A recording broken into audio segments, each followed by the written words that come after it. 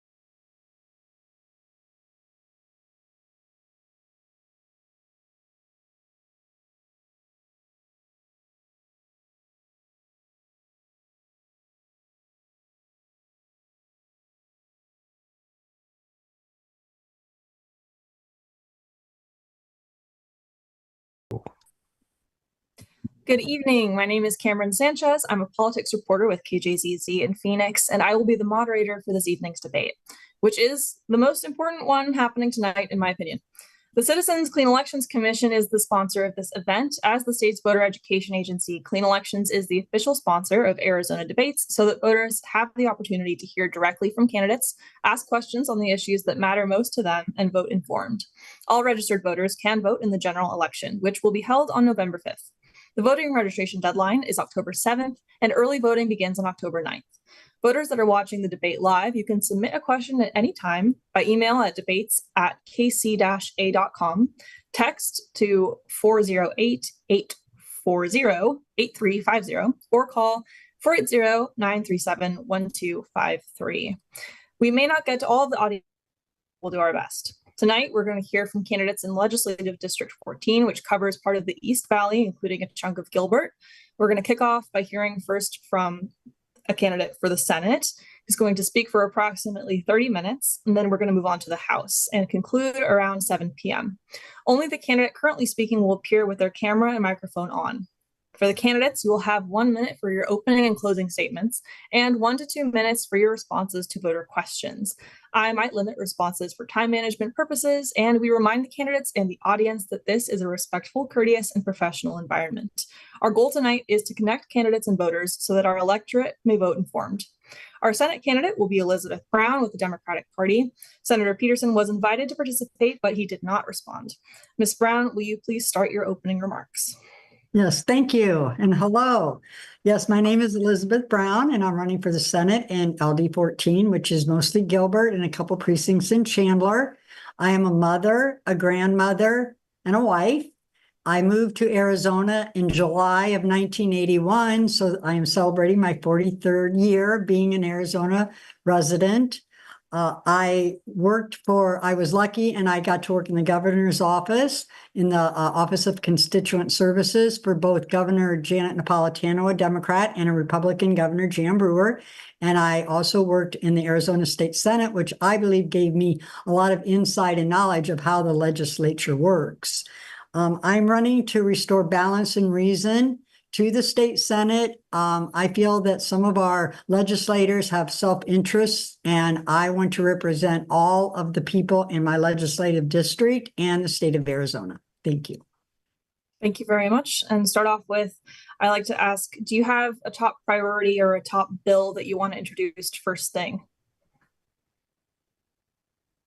I would like to tackle the school vouchers. I think it's gotten out of control, and that would probably be my first line of business, and also reproductive freedom if it's necessary. Let's talk a little bit more about education. There was actually a question that came in to this district specifically about education funding, that Arizona has a low ranking for education funding and the voucher program has been expanded, which costs some money. What legislation or solutions would you like to see there? Well, I would like to let people know that half of our budget deficit of $1.3 billion is because of the school voucher program. And it was designed for children with disabilities and low-income families. But even though the voters did not want it expanded, the state legislature intervened what the voters wanted. And so they opened it up to families that are wealthy who can afford to send their children to the private schools. And I think that we need, and it's public money. And I think that's what bothers me most. It's our tax dollars for public schools, not private schools.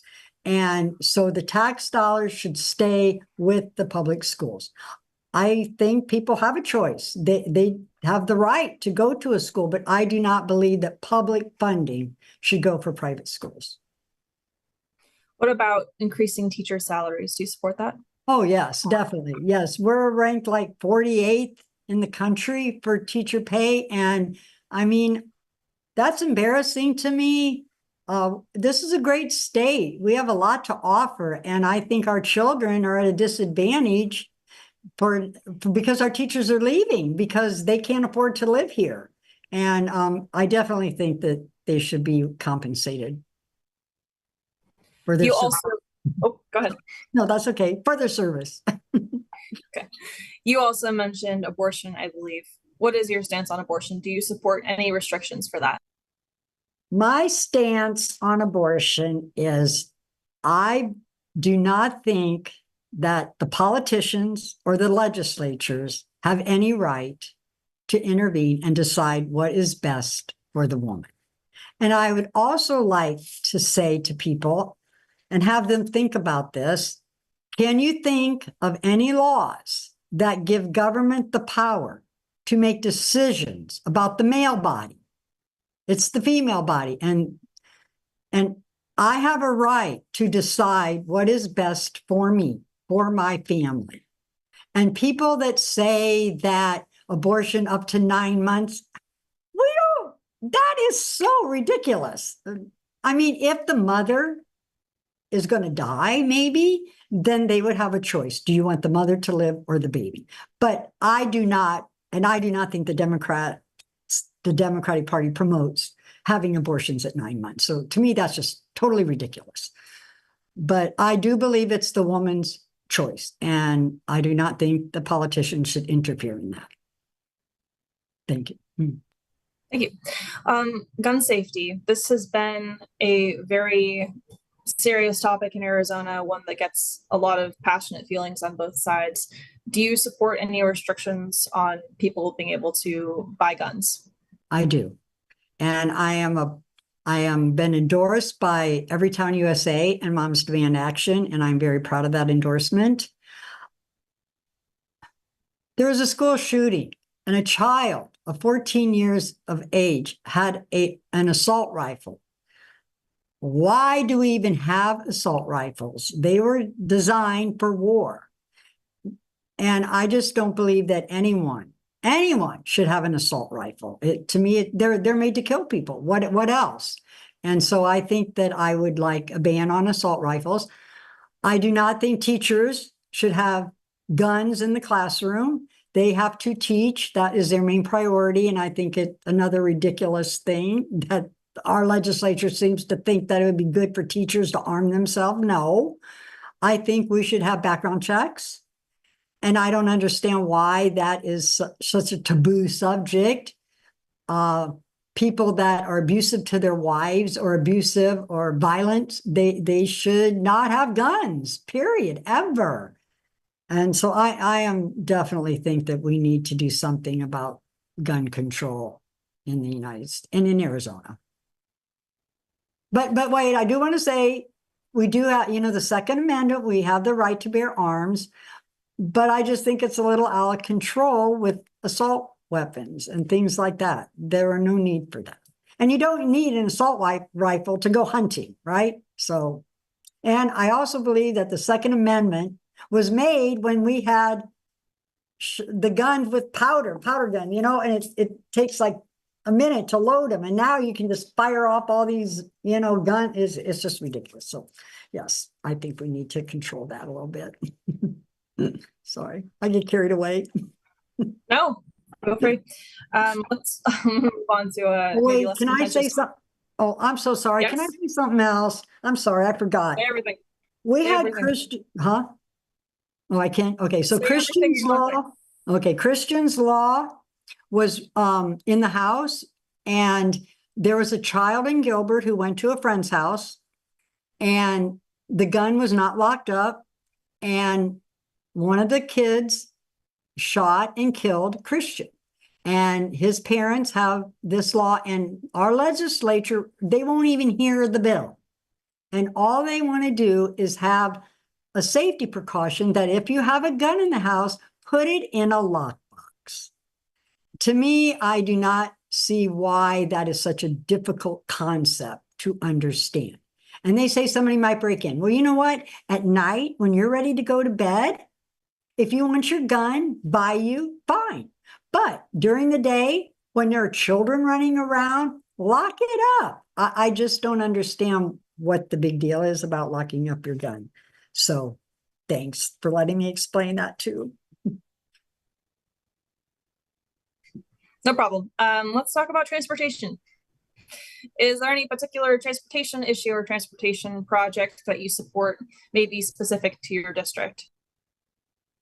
Living in Gilbert, we have buses. I wish that we could somehow interject like the light rail to come into Gilbert. It would just save on energy and time. To take a bus, like to go to the Capitol, it takes a while to get there. So there's really not a lot that we can do here except drive. And we have so many cars on the road. I wish that we could implement some kind of public transportation that would be faster, better to go like downtown to the Capitol or wherever. As far as transportation, I think that we could have a train go from, Gilbert to Tucson or Phoenix to Tucson. I when I worked in the governor Governor Napolitano, I remember people coming in trying to get that done, and it didn't go anywhere. And I know some of the legislatures, and I know in the town of Gilbert, there are people that do not want light rail to come in here. One of the people, I won't mention a name, said that they'll bring the riffraff in. Totally, I don't agree with that. I don't think that's true. I think it would be a convenience. So I wish that we would try harder to get more public transportation for us in Arizona. We're behind. We're so behind, I think, like California, and they have light rail and subways. I mean, it just seems like we don't do anything except make our roads wider. So something needs to be done. I've heard the Phoenix to Tucson pitch before. I don't think I've ever heard the Gilbert to Tucson train pitch before. I know I just said that because I live in Gilbert. I know it'd go, but it could have a stop in Gilbert, right? Yeah, I mean, I don't know. I think, well, this is a common question that we get from voters. Who won the 2020 election in Arizona, the presidential election in 2020? President Biden. Any doubt in your mind about that?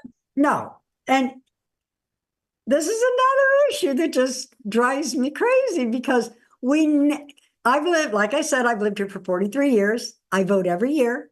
I do not recall ever there being a question about who won the race until Mr. Trump.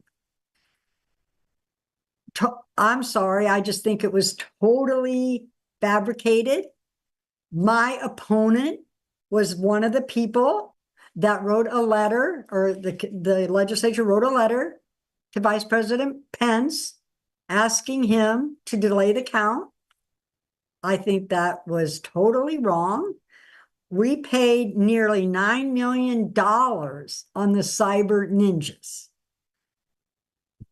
So I think it was a catastrophe. I'm sorry. It was embarrassing for the United States of America to go through this because we had a Republican who was in charge at the Maricopa County elections.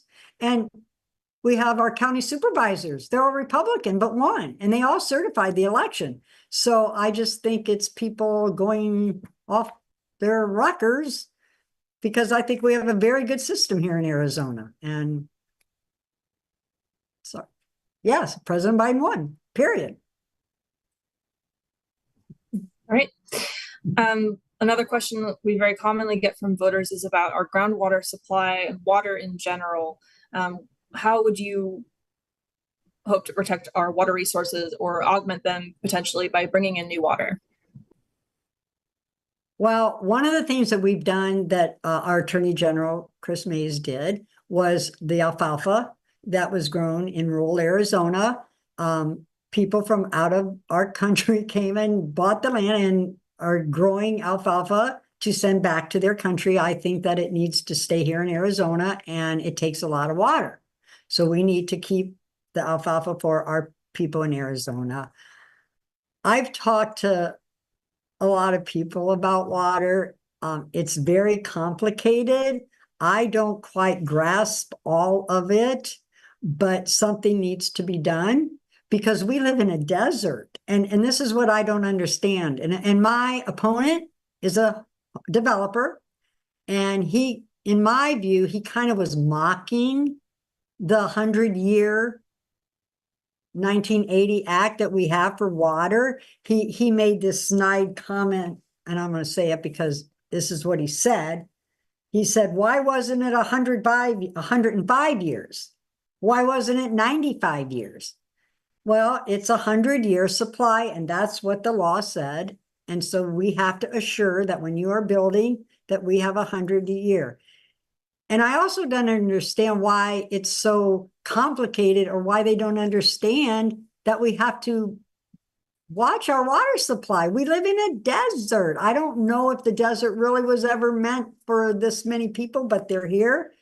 So we need to restore, and we need to protect, because now with the groundwater, from my understanding, they'll have to dig deeper and deeper to get the water. So I think we need to conserve. The other day, this is an example. I was driving in Gilbert from Power Road to Elliott, and it's all grass. On either side of the street, they have grass, and then they have a median, and that's all grass. I don't understand why we have all this grass in the desert.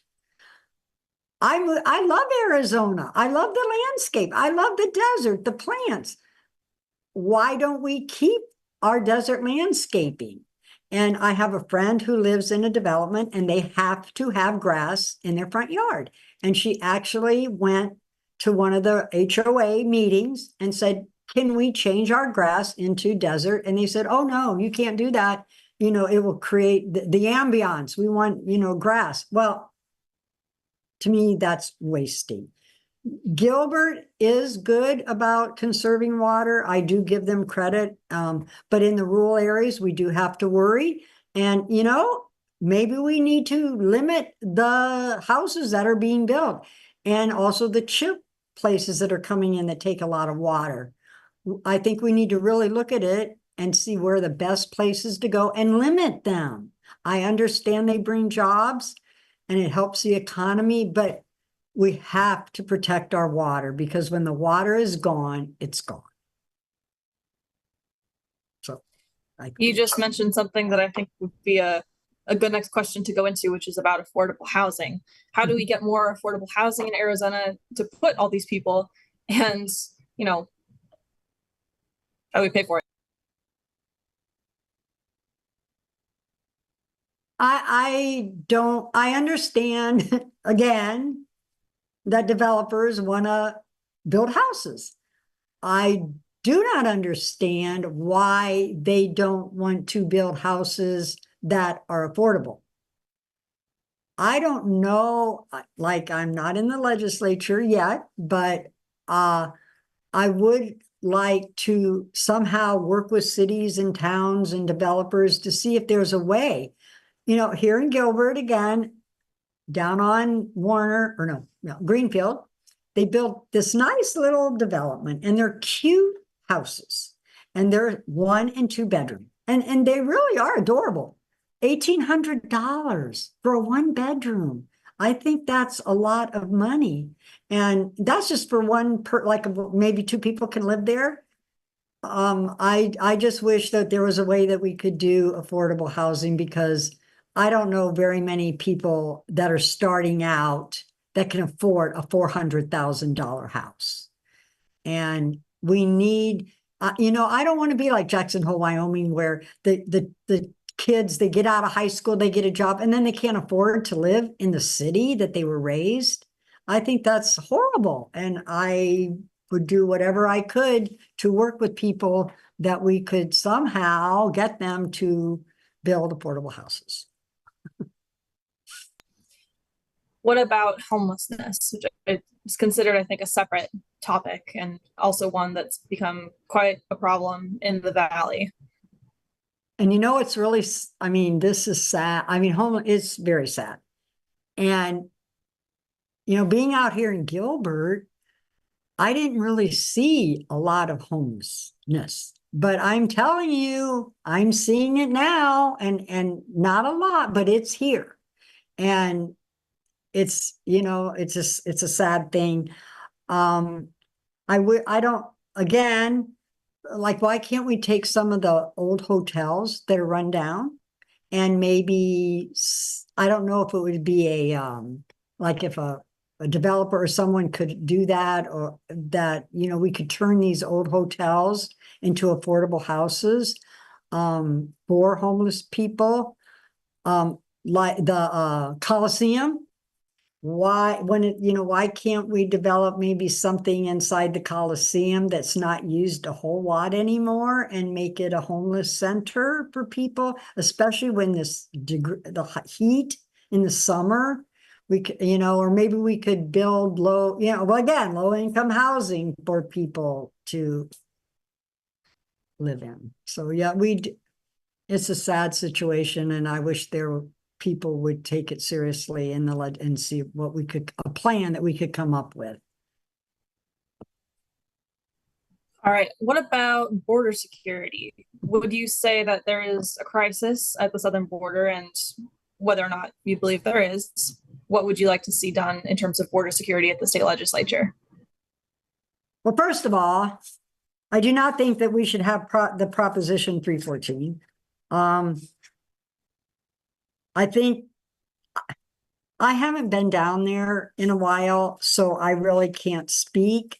But when I see commercials on TV that they're showing, I find it hard to believe that there's millions of people just crossing the border, like down, in the southern part of the state. But maybe they are. I just don't think that there's that many people at one time. It is a federal issue. Something does need to be done. I think that we need to show a little compassion to these two people that want to come over. We're the country with the Statue of Liberty, the home. We welcome people, and it seems like now they're just being so mean and hateful, and it's very depressing and sad to me. I think we do need to have something, but like I said, it's more the federal government. But I would love to work with the federal government, border secure, and see what we could do to help the things that are going on down at the border. Anyway, I think that's it. All right, thank you. Yeah, but then I'm so sorry. I keep thinking of them. The proposition, they want to arrest people, right? They want our law enforcement to arrest people. Well, I personally know two young adults.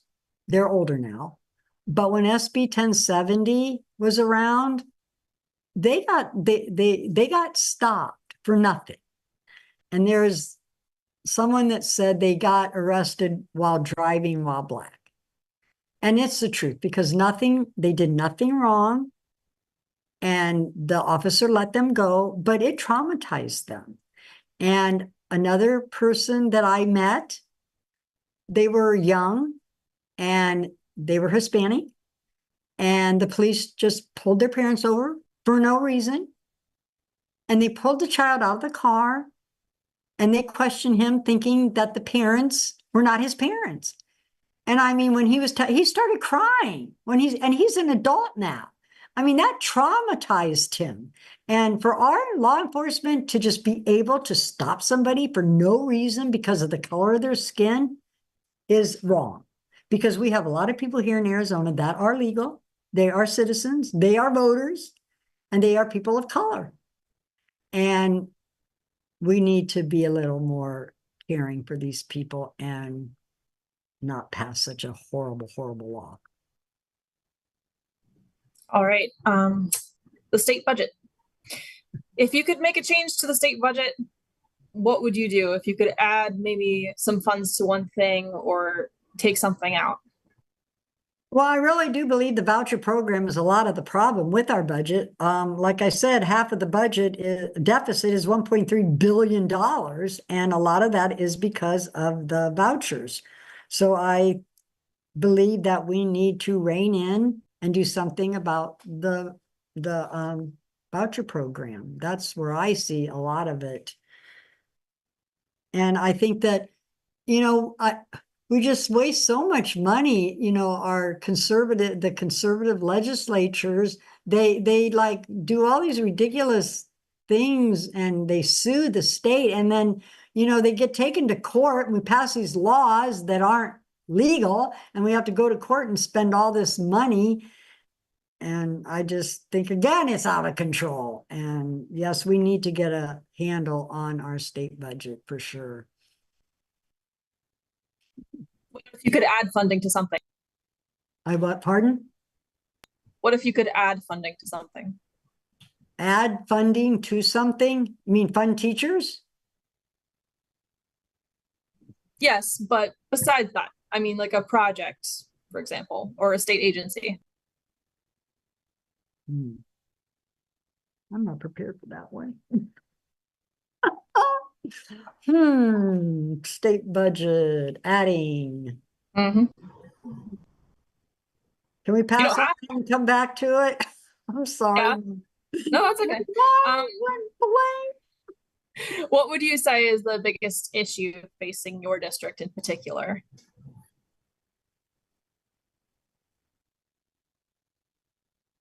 My district.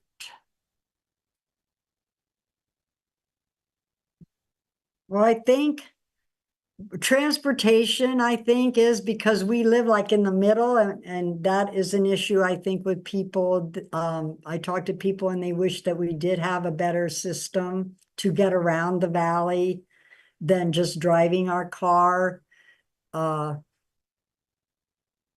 don't know, our city though, I would think that as a legislature, I would love to work with our city and town, with our city officials, the mayor, city council, to see what we could do about transportation and see if we could work together to see if we could get something, better than what we have. Because really, the only thing we have in Gilbert are buses.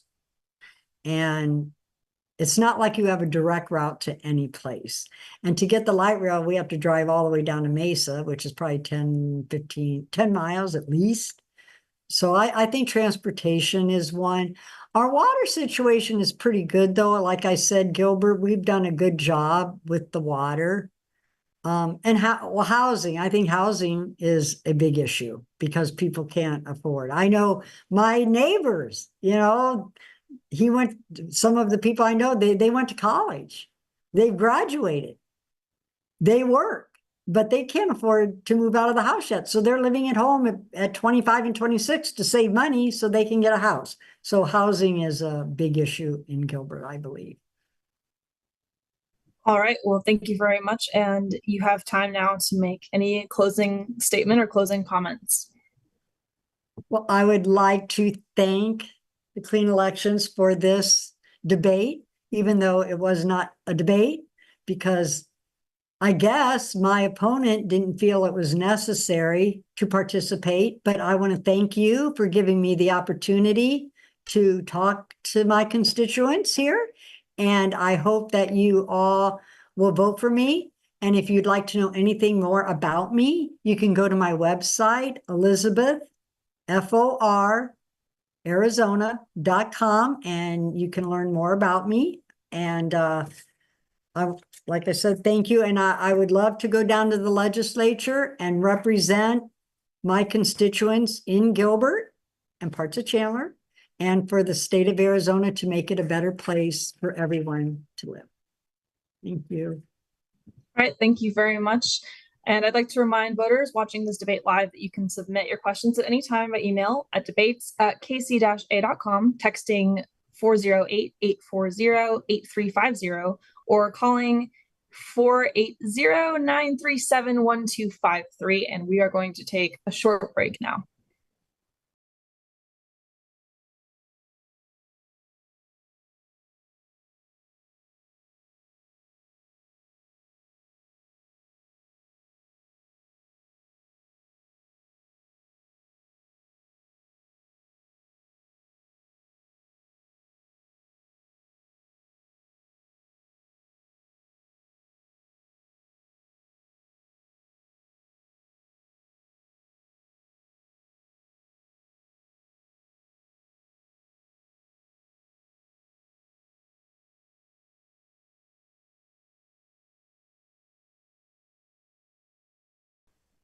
All right, we are back and we're going to hear now from our House candidates.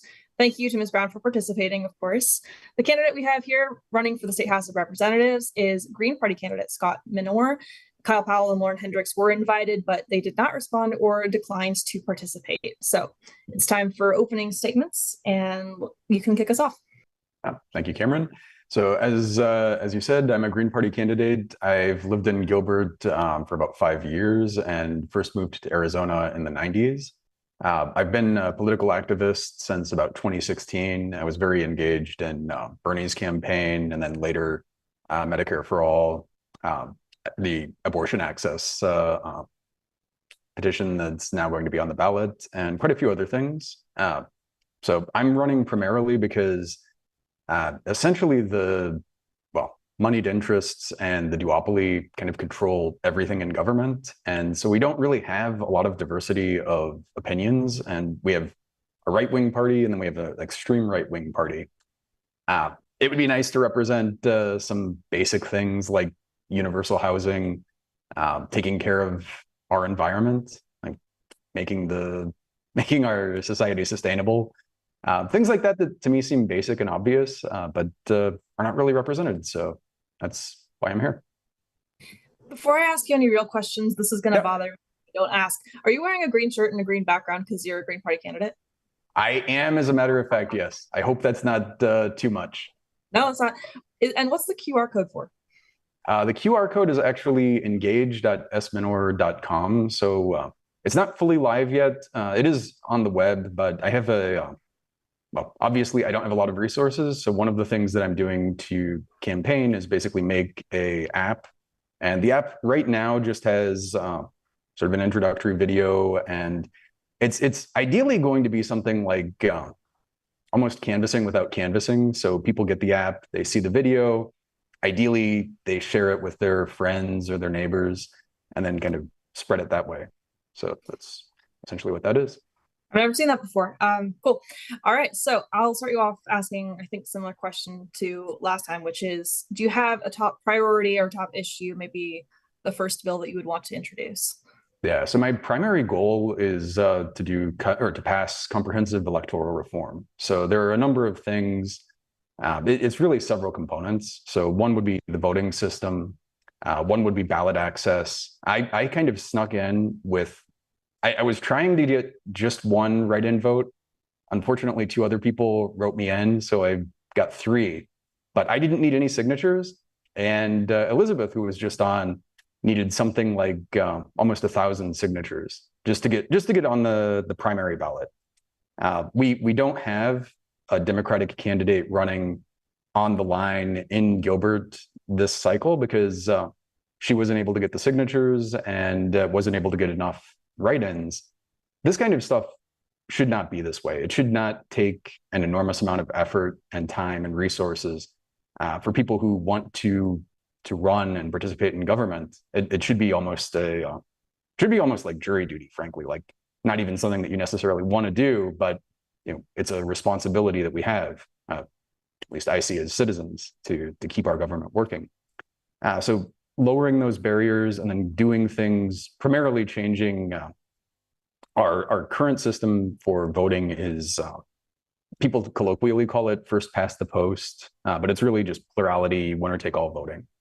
And generally speaking, when people use this, it kind of converges to 2 parties. So you end up with a duopoly kind of situation. Even if one goes away temporarily, another one kind of rises in its place. And the main reason for this is it forces people to vote strategically. So for example, I know a lot of people that are going to vote for Harris because Trump is obviously pretty awful, but Harris is also pretty awful. And it would be nice to be able to vote for someone who actually represents you and then kind of hedge voting for someone who at least is not as awful. In our current system, that's not possible. So I would be pushing for specifically approval voting. Ranked choice is much more well known, but both have similar problems and both kind of address the same issues. But my understanding of the statutes and state constitution, we could pass approval voting with just a bill, versus ranked choice voting would actually require a constitutional amendment. So that's one reason for that. Anyway, it also is much easier to implement and I think understand.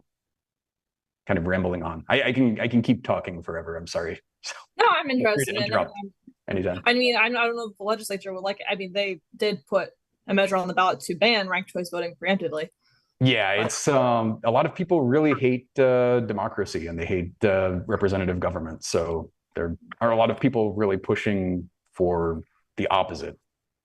And in fact, I mean, like the requirements for signatures, things like this are set up by the two major parties and moneyed interests to keep basically keep people in office who are sort of career politicians, make it something where, you know, like if you have a huge amount of time, like Javier Romez, I'm botching his name, the guy that ran for my district in, I think he ran in 2020 and 2022.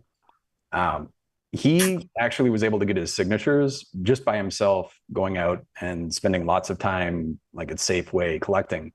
But it took him, you know, months of doing this and an enormous amount of commitment. It's such a barrier for most people, though. It's not practical. And for statewide candidates, it's almost, you know, I mean, it's possible, but it's almost impossible unless you have a huge amount of money or a huge following that's kind of going in.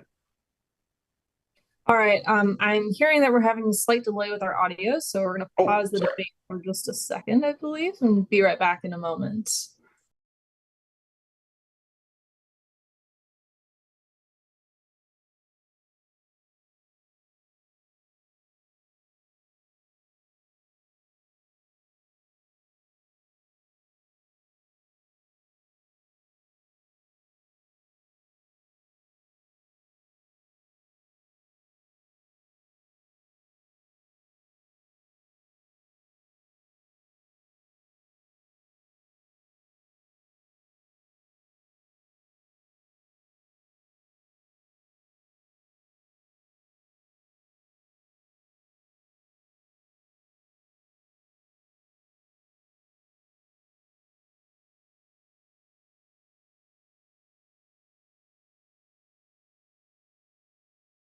All right, we're back, and I'm going to ask you another elections question that's actually quite different. Do you believe our elections are safe and secure, and who won in 2020? This is, I mean, I'm laughing as though it wasn't a very serious problem, but obviously, Genocide Joe won in 2020. It's not ambiguous. It's not a question. Like, one of the things about our elections is that it's actually possible to go in and be an observer. And I encourage anyone to do this if you have questions about the security of our elections. They are very secure. And bizarrely enough, the people, like, almost never do we see anyone actually, you know, violating elections laws and cheating, essentially. But the ones that we do almost always are the same people that are accusing other people of doing it. So often, you know, and again, it's still a smattering. It's not enough to be statistically significant, but it's more Republicans doing it than anyone else, and they're also pointing the finger at everyone else. So it's a ridiculous thing. I can't say that more emphatically. Sorry. All right. Let's talk a little bit about the environment and Arizona's water supply. What would you like to see done on water? Well, water is obviously essential. I'm a green candidate, and our environment and sustainability is a big thing. I'm afraid, and I know Gilbert is managing better than most places, but I'm still afraid one day people are going to turn the tap on and just have no water flow. It's you know, almost without warning or notice. We're wasting water. We're doing so much that you know, like this is an essential resource that we need to live. And we still just spray it on golf courses and things that just don't need to exist, frankly. Or we could find better ways to, you know, satisfy that itch without kind of destroying ourselves. So I'm not sure if I fully answered that, but that's where I am there. Sounds like conservation. Conservation, yeah, and management. Management. Let's talk about education. I know that I was speaking with our last candidate about the ESA program. Do you support that program, or would you in some way? I would completely abolish, well, the vouchers for their original purpose for people who were, have special needs or have some kind of issue that was not addressed in public schools. Maybe they're okay for that, although I personally would rather fund the public schools and give them the resources to actually be able to take care of all the students. But we're currently bleeding almost $1 billion in these vouchers, and almost all of that is going to people who don't need it. They're not people who are living in a district that doesn't have enough funding. They're people that have money and they could pay to send their kids to private school, but instead they're getting this subsidy for no reason.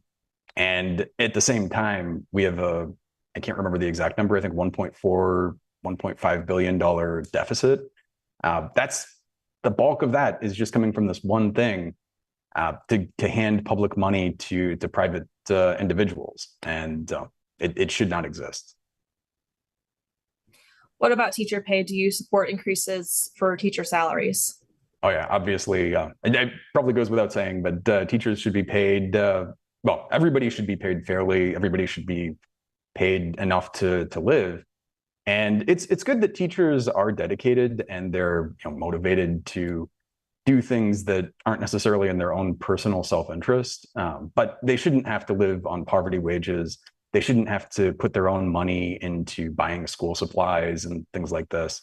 And they also should have a reasonable ratio between the number of students and the number of teachers. And the ones that I talk to say that like every year they just keep getting bigger and bigger classes. And even if you're the best teacher in the world, you can't manage that many people. You can't address that many distinct needs. And so it's just not, it's not a way to educate people. And it's the most, actually, this will be the last thing that I say on the subject, but in terms of investments, the return that you get from education investments is like, if you had this in your personal life, you would be foolish not to put all of the money that you can into it. It pays off manyfold and it pays off reliably. So it's just, it's shooting ourselves in the foot not to fully fund public education. All right, now let's talk a little bit about reproductive rights or abortion. Do you support any restrictions on abortion? Absolutely not. I am enthusiastically pro-abortion, and the same sense that I'm enthusiastically pro-appendectomy. Abortion is healthcare. It's a procedure that should be determined between a pregnant person and their medical provider, hopefully doctor. And even the Arizona, like I will vote for the Arizona Abortion Access Act, but even that has this unnecessary language about viability in it. And it's one of these things that, and I'm not disparaging the person who was on before, but she made a comment about this, that, like, you don't want people having abortions at like 8 or 9 months. This is a non-issue. This is something that doesn't really exist. And when people do have abortions that late in pregnancy, it's essentially, like, again, very rare. And when it happens, like, people they don't carry that long, generally speaking, unless they're trying to have the kid, and they're going to die, or the kid is going to die, or both. And so it's like generally a medical emergency. And again, should be between the pregnant person and their physician, not anyone else. All right, let's talk about affordable housing. I wonder what you would support in terms of making sure there's more affordable housing in your district and in Arizona in general. So one of the key problems with housing is that we've turned like houses from something that is just shelter and a place to live into an investment. And so this is one of the reasons why housing prices just keep ratcheting up and up. And in fact, if we did something, like if I magically tomorrow could snap my fingers and cut housing costs in half, a lot of people would be super upset with me, and I would be tarred and feathered, because people, again, have all of their resources into their house and either no other assets, or that's their biggest asset. And what we have to do, or what I would do, given my druthers, is fund people so that housing becomes a human right. It's something where we're paying for like public housing, and not in the sense of like public housing where we just warehouse everybody who is in a lower socioeconomic status in one place. I mean, really good public housing where anyone, it kind of like people have done in Switzerland and Japan and many other places. You could have this sort of place that's a nice place to live. They're intermixed with the private housing, and the cost is controlled. And at the same time, we're taking care of people, again, who have all of their money invested in their homes, buying those things back, giving them resources so that they're not stuck. They're able to live and survive and thrive as well, and not be kind of screwed out of all of the money that they thought that they had. All right. Do you, I wonder, support any restrictions on short-term rentals such as Airbnbs or Verbos? I'm not a huge fan. Restrictions are, it's a broad thing. So obviously I'm for regulation in general, regulation that's good and well thought out. So in that sense, I don't oppose any. And I definitely don't think, these are one of the things that are driving up, not the core thing, but one of the things that are driving up housing prices. People find that they can have these short-term rentals and make a lot more money that way than renting them to people that just need to live. So in that sense, I think there should be regulations that would probably prevent people from doing that. And I think a bigger one, like going a step back, is preventing people from having, like, you can have a house, you can have maybe 2 houses, maybe you can even have 3 houses, but you don't need to have 10 houses. You don't need, and especially companies don't need to have hundreds or thousands of homes. They're hoarding these things. And in doing that, you're sort of making the market that feeds into the VRBOs and the Airbnbs and all this kind of stuff. So I would probably address it more at that level. All right. Let's talk a little bit about gun violence. And do you support any restrictions on people being able to purchase firearms in Arizona? Yeah, I am not a fan of the Second Amendment. Obviously, it exists. It's in the first 10. My main hesitation with getting rid of it would be, that it would set a precedent for the ones that actually matter, like the first and the fourth, and all of these other ones. Well, almost every other one except for maybe the third, debatably, I guess. But that being the case, I don't think that it needs to be interpreted as an absolute right to unlimited amounts of weapons. Like, it's in the modern world, there's no need for anyone to have a point and click murder remote. It's a silly thing. And I know people say it's not the guns, it's the people, but the gun makes it really easy. And it's not just, like, people like to focus on air quotes assault weapons, but anything anything essentially that is automatic or semi-automatic. If you can point, like you have a Glock, you point, you pull the trigger, point, pull the trigger, point, pull the trigger. That's actually better than, better in terms of lethality than having something that's fully automatic.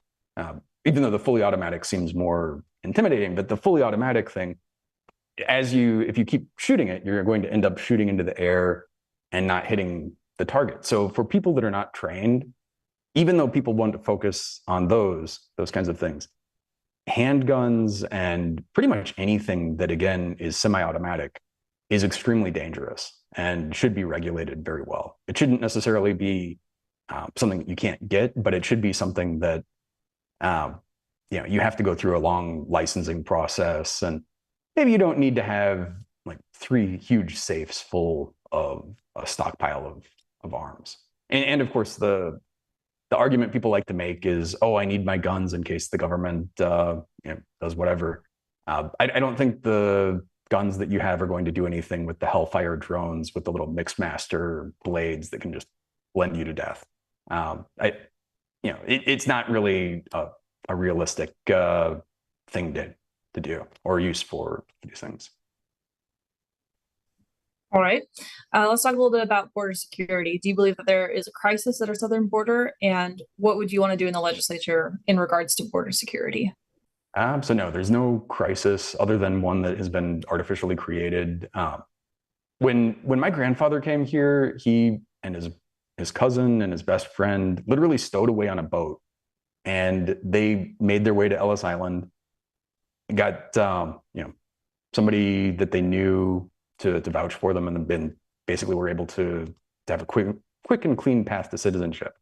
That should exist. That should be something that still exists. I mean, not the stowing away part, but letting people in, and also like net immigration is down this year from last year. It's down last year from the previous year.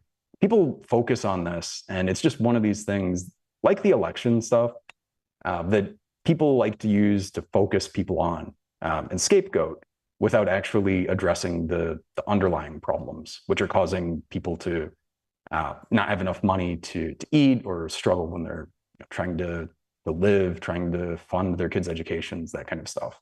So it's just a distraction.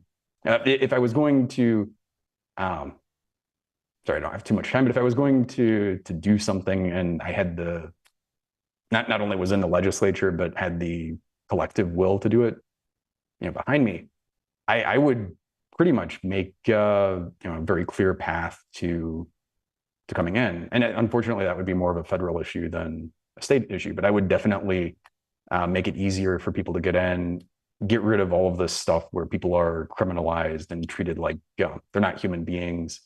And especially, well, I could just ramble on for that for a long time, but I'm super pro immigration. All right, well, let's talk about transportation. Is there a particular transportation project or concept that you really want to get behind? Sure. So I think the most obvious one is, again, I live in Gilbert, and the light rail, which is not a great train if you've been to a city where they actually have, like a high-speed rail and metro and this kind of stuff, but it's for Phoenix pretty good, and it's kind of like the start of something. It goes down to Gilbert Road and then it stops. And it would be so easy and so obvious to just make a right turn there, come through downtown Gilbert, have one or two stations there. And there would be a lot of pushback initially. Like, people don't like it. People have a lot of biases against people with different socioeconomic statuses and this kind of stuff. But once that got established, people would be like, especially business owners in Gilbert would find a huge amount of people could now come and patronize their businesses. People could work here without having to live here, or they could do it more easily. You don't have to, like, a lot of, if you want to drive, other people are getting off the road, so there's less traffic for you. It's just a huge no-brainer. And then I'm very enthusiastic about public transit in general, so much more than that, but that would be like the tractable kind of shorter term thing that I would focus on. Public transportation is a huge point of contention at the state legislature. Yeah, it's one of the reasons that I'm running, actually, is for the Arizona abortion access thing. I visited the state legislature and went to both the House and the Senate chambers, and the stuff that's going on there. I mean, I'm on the request to speak system as well, and giving feedback with that. But I just like going in there, and I was amazed at some of the stuff that I'm trying not to be overly disparaging to people, but some of the stuff is just a joke, and they're either there for their own interest, or they're there doing kind of horrible things. I don't even know what, for political gain or for what, but it's not in the greater interest of the people of Arizona. What would you say is the biggest issue facing your district? The biggest one for my district, I think, in the short term, is probably education. Even though education is pretty good in Gilbert, because we're not funding it in the rest of the state, it kind of has knock-on effects. And we do this sort of local education thing where some districts get a lot of money and some don't. It should be kind of uniform per student. Fixing that would actually, I think, help here. It would help. And one of the reasons that I would say this is that I'm a small business owner. I've had a company or a couple of companies, and I've tried recruiting people to come to Arizona, and a lot of people with kids just won't even consider it.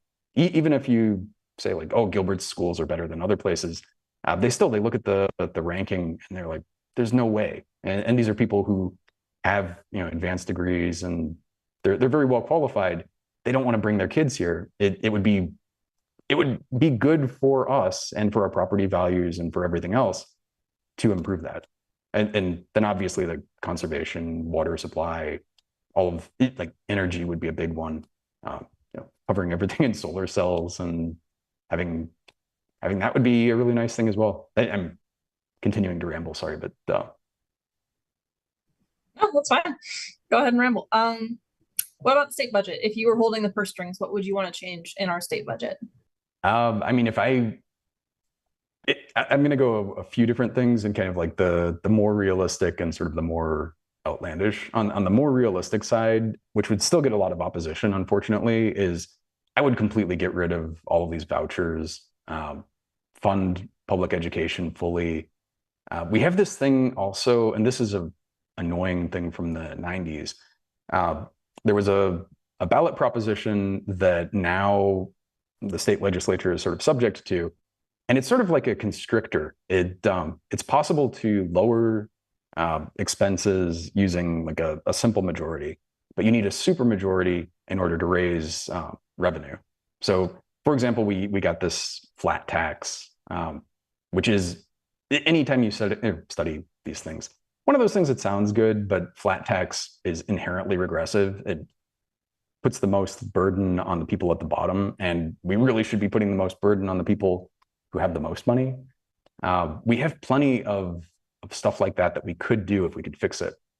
And then I guess more outlandish would be having universal food, universal shelter, universal housing, universal education, and making them free. And in our state constitution, we even have the little public universities should be as nearly free as possible. And I wish they didn't put those weasel words in there, because people have ballooned our state university costs to like $10,000 a year or something obscene, but it should be free. People who want to go to university should be able to get free education. And it used to be in a lot of places, like California before Reagan was governor, it was free.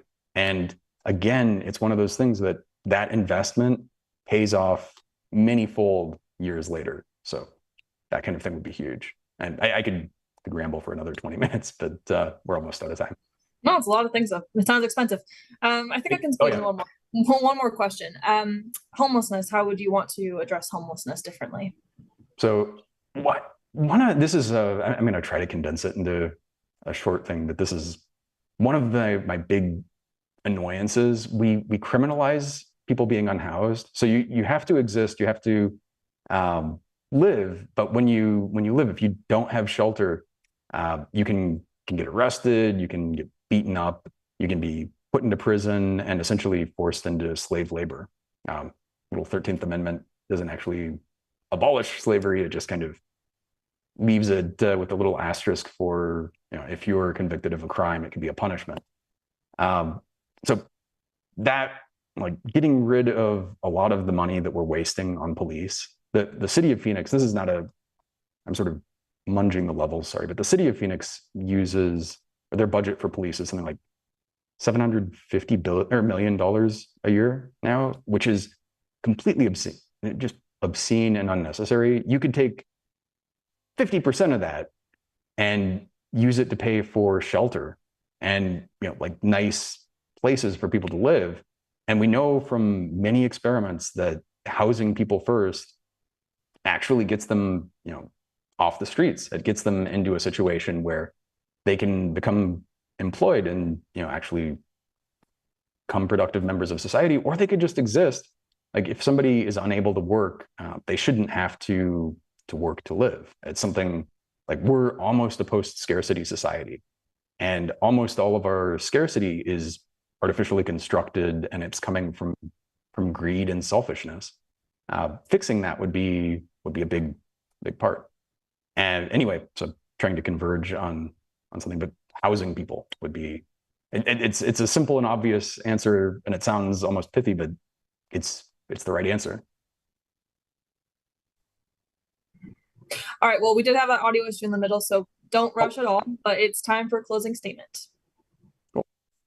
Thanks again for having me. I do wish that the clean elections, it's something that's great, and I know this is not your issue, but we have Green candidates running for the Corporation Commission, and anyone watching, I hope that you'll look into them. And we also have a Senate candidate, Eduardo Quintana.